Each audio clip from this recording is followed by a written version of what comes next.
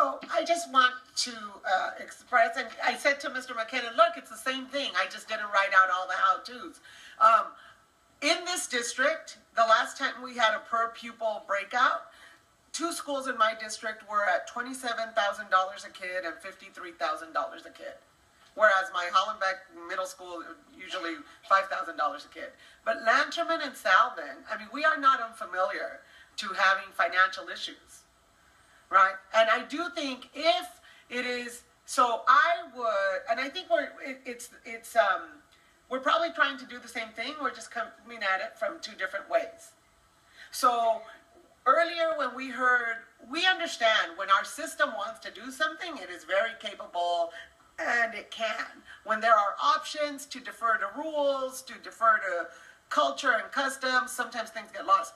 But we are believers. Our best selves can make this happen. And if we are going to, we could either learn from each other or not. And so my concern is that I'm not sure how long it will take us to do this. Although I think this is probably the long-term solution. Because when we say $1.4 billion for special ed, and we only have $700 million from the federal government, and the other $700 million are coming from every child in this district, I'm not about defunding special ed. I just know that we have a serious issue dealing to how can we serve our own kids. And so my purpose of just being really clear, like let's approve the charter and let's create this. Let's create this.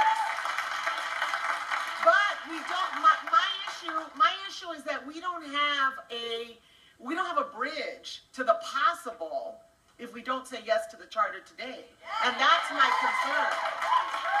So but friends, sincerely, I mean, either there's 4 of us who support it or not. I'm not able to, I really appreciate what you're trying to do, Mr. Zimmer. I appreciate Mr. Cole Gutierrez and superintendent's team. I mean, people are wanting to do this.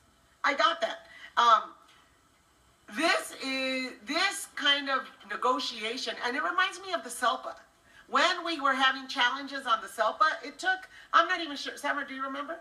I mean, it was like months of people coming together, but being really clear they wanted an outcome. And we, in fact, did correct it.